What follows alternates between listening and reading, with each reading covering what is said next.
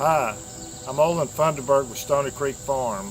Today we're going to give you some dirt-rich education on how to build your own outdoor venue or grill porch, whichever you want to say.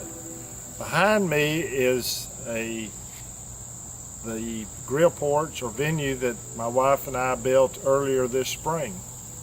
It's 12 feet by 12 feet, and the area that it is in used to be a fenced-in area where we kept our trash cans and some other just junk area, and it got to be an eyesore.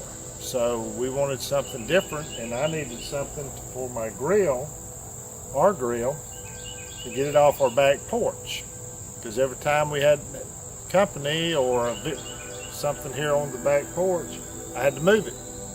So I wanted somewhere permanent for it to stay and to not smoke up the house, because the smoke goes up through the vents and goes right upstairs.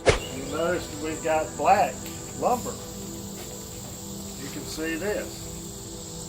This black lumber here was our old fence material. They used to be around here, so I repurposed all the old fence material to make us a new place for our trash cans and a storage area. If you look around over here a little bit further, I'll show you where I've got my grill station. It to look like a little type of tiki hut. But something we added just for when we do have functions here is the top part will fold down, as so, for a bar area or serving area for while you're grilling. Okay, to show you a little bit more of the things that we try to do is, if you'll notice here, we have some different tractor seats. I have a green one here that says Deering. It's an old John Deering tractor seat. One we found on one of our last vacations is an old Hoosier seat. Came off a farm implement. We found this one in Texas. And this there is an old Walther wood tractor seat, which is a farm implement tractor seat.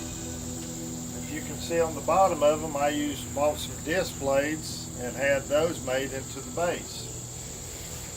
And then we just sand them down, and we try to paint them the color of the manufacturer the best we can.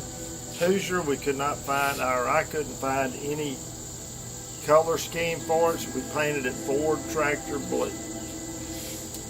If you look over here is a swing that I made. You can make these swings any width you want to. I've got a pattern that I really like that I got from an uncle in Mississippi.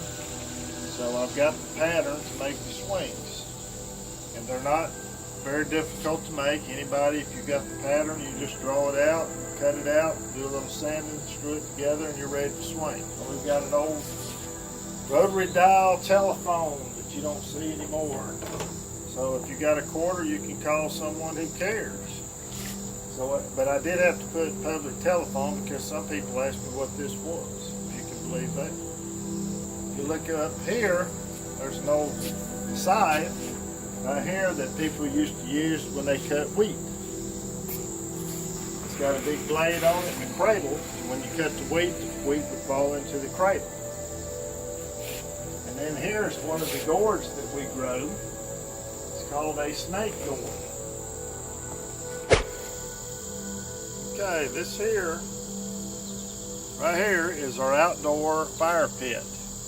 This is an old tractor wheel, came off a dual wheel tractor. It's a great fire pit. It beats the kinds you buy at some of these stores because it will last. The only thing I did is I had a metal grate made that mounts about right here, which allows the air to come up, and we can have some nice, wonderful fires at night. So this makes a great fire pit for your outdoor venue. Well, we hope you enjoyed our dirt-rich education moment, showing you our outdoor fire pit and our new outdoor grill area or venue, whichever one you want to call it, made of a lot of recycled materials, repurposed materials, antiques, things that you have around, something not very expensive. Like I said in the opening, this here is 12 feet by 12 feet. I 9 feet ceilings basically in it. But it's a great place to hang out at night on evenings like this and sit and swing and have a cup of coffee. So I hope you enjoyed your dirt rich moment. Thanks.